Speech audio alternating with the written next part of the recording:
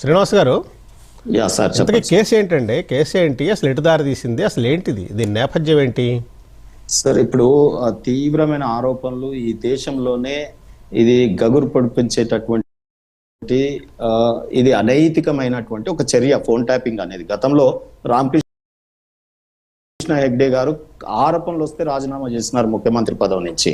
సరే, ఆనాటి నాయకుల్ని అట్లా చూసినాం మనం.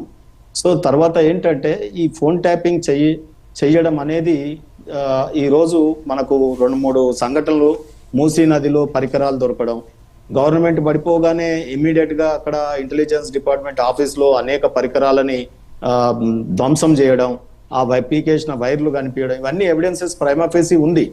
సో ఆ తర్వాత ఒకే బంధువర్గానికి సంబంధించినటువంటి తన పరిపాలకుడు రాజధర్మంతో పరిపాలించాలి. యాక్చువల్ గా బంధుప్రీతి గాని కులపిచ్చి గాని ఉండొద్దు.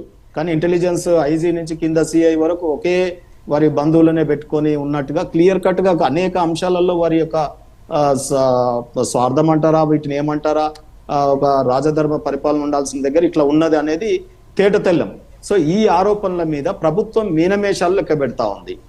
సరి అయినటువంటి సిట్టేసి విచారణల పేరుతోని కాలయాపన చేస్తుంది తప్ప, కమిషన్ల పేరుతో కాలయాపన చేసి సమస్యని కాటికి పంపుతుంది తప్ప, ఆ రోజు తీవ్రమైన ఆరోపణలు స్వయంగా ఈ మధ్య కాలంలో మనం వింటా ఉన్నాం. కుటుంబ సభ్యురాలు ఆ పార్టీ ఎంపీగా చేసిన, ఎమ్మెల్సీగా చేసిన తన స్వయంగా ఆ కుటుంబ సభ్యురాలైనటువంటి కవిత గారు అల్లుళ్ళ ఫోన్లు వింటారా, బిడ్డల ఫోన్లు వింటారా, ఇది అనైతిక చర్య అన్నప్పుడు వారి స్టేట్మెంట్లు రికార్డ్ చేసి అనేక మంది ఆల్రెడీ రికార్డ్ చేసి ఈ కేసుని తొందరగా కోర్టుకు ఒప్పజెప్తే కోర్టు నిజానిజ నిర్ధారణ చేసి కన్విక్షన్ ఇస్తుంది. కానీ ఇది డిలే జస్టిస్, డినైడ్ జస్టిస్ అనేది కోర్టులలో జరుగుతుంది కాలయాపన. కానీ ఇప్పుడు ఏంటంటే వీళ్ళ విచారణ పేరుతోనే ఇలా 2.5 సంవత్సరాలు ఇంకా ఈ ప్రభుత్వం ఆరోపణలతోనే గడుపుతా ఉంది. ఈ ఫార్ములా కార్ రేస్ అన్నారు, అంత అన్నారు, ఇంత అన్నారు. ఏమైంది? ఆ స్వయంగా ఆనాటి మంత్రివర్యులే నేను బయట బాజాప్తా అవును నేనే చెప్పిన అరవింద్ కుమార్ గారికి ఇచ్చేయమన్నా, ఎలక్షన్ కోడ్ ఉండే అందుకే ఇచ్చేయమన్నా అనేటి అనేక బహిరంగ ఎడ్యుకేటెడ్ ఆయన పొలిటీషియన్ చెప్పినాడు. తర్వాత కోర్టులో పోయి వాళ్ళు అఫిడవిట్ ఏమి ఇచ్చినారు, నాకు తెలియదు, ఇది అడ్మినిస్ట్రేటివ్, వాళ్ళు చూసుకోవాలి అధికారులు, నాకేం సంబంధం అని కోర్టులో ప్రజలు చూడని దగ్గరనేమో అఫిడవిట్లు ఇచ్చినారు. ఇవన్నీ కూడా బయట పెడుతూ ప్రభుత్వం కొంత మేర కేసుల్ని గట్టిగా వాదిస్తూ ఈ ఫార్ములా ఎటు కాళేశ్వరంలో సిబిఐకి ఏమంటే ఒక జంతువు యొక్క తోకను మాత్రమే ఇన్వెస్టిగేట్ చేయమన్నట్టు మేడిగడ్డ మాత్రమే ఇచ్చి మిగతా కాళేశ్వరం ప్రాజెక్ట్ అంతా ఇయ్యలేదు. ఇప్పుడు అక్కడ సిబిఐ ఎంక్వైరీ చేయాలంటే కాళేశ్వరం ప్రాజెక్టు డిపిఆర్ ఎంత, మొత్తం టెండర్లు ఎంత, మేడిగడ్డ ఎట్లా కట్టినారు, ఇంటర్లాక్ సేమ్ కాంట్రాక్టర్, అక్కడ ఎట్లా చేసినారు, ఇక్కడ ఎట్లా చేసినారు, అన్ని ఫైల్స్ చేయాల్సి వస్తుంది. కానీ మేడిగడ్డకే చెయ్యమని చేతులు కట్టేసి ఆ స్కూళ్ళల్లో ఉరకమంటారు చూడండి, 2 కాళ్ళు కట్టేసి ఉరకడము, చెంచలో నిమ్మకాయ పెట్టి పరిగెత్తడము, మీకు ప్రైజ్ ఇస్తా అనడము, ఇట్లా అనేక రకాల నిబంధనలు పెట్టి సిబిఐకి ఇచ్చినారు. ఆ తర్వాత పశు సంవర్ధక శాఖలో స్కామ్ అన్నారు, సెక్రటరియట్ లో ఫైళ్లు తగలబడ్డాయి, దాని మీద ఇప్పటి వరకు చర్యనే లేదు, ఏ అధికారులు చేసినారు, ఎవరు చేసినారు అనేది. సో అదే రకంగా అనేక స్కామ్లు ఒక్కటి కాదండి. ఇప్పుడు ఇసుక దాంట్లో చెప్తా ఉన్నారు, ఇప్పుడు సింగరేణిలో జరిగినాయి, గతంలో జరిగింది, ఇప్పుడు జరుగుతా ఉన్నాయి. ఈ ప్రభుత్వం కూడా స్కామ్లలో ఇరికిపోతా ఉంది. మంత్రులు పోటీ పడతా ఉన్నారు. 2 ప్రధాన న్యూస్ ఛానళ్ళు, పత్రికా సంపాదకులు వారిద్దరూ కొట్లాడుకోవడం, దాని మీద మంత్రులు కొట్లాడుకోవడం, అసలు తెలంగాణ పోరాడి తెచ్చుకున్న తెలంగాణలో ఏమైపోతుంది అనే ఒక బాధ కలుగుతా ఉంది. సింగరేణి ఇవాళ కల్పవృక్షం అండి తెలంగాణకు. కేంద్రము తెలంగాణకు ఏమియలే అంటారు. సింగరేణికి నైనిటాల్లో వచ్చినటువంటి దాన్ని అక్కడ దాదాపు 500-600 మిలియన్ టన్నుల బొగ్గు వెళ్తుంది. మంచి దానికి అసలు ప్రైవేటు టెండర్స్ పోతే చాలా ఎక్కువ ఇది ఉంటుంది.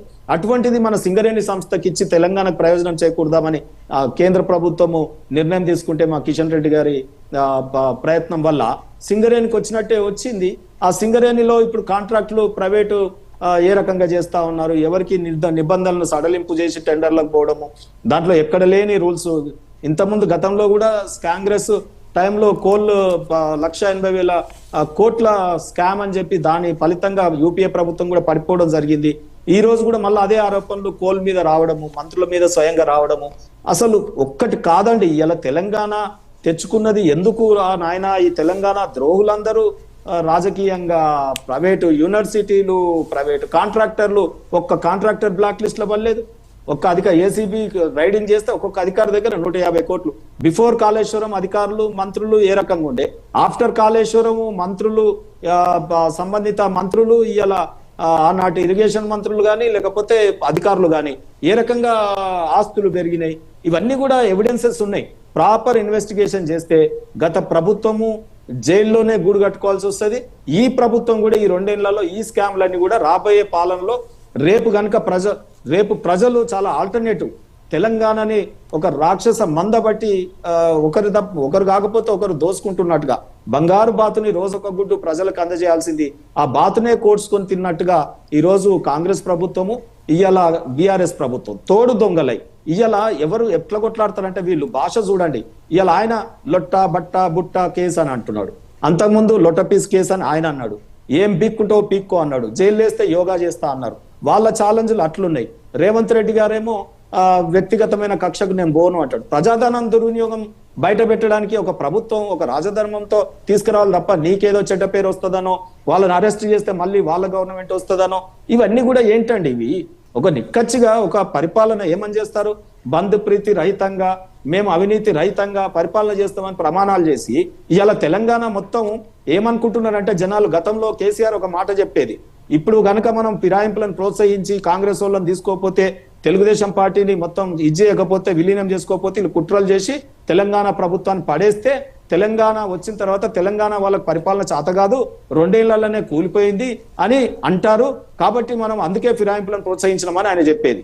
మరి ఇప్పుడు ఈ రోజు ఈ అవినీతి కేసులు, ఫోన్ ట్యాపింగ్ కేసులు ఇవన్నీ చూసి ఏమనుకుంటున్నారు?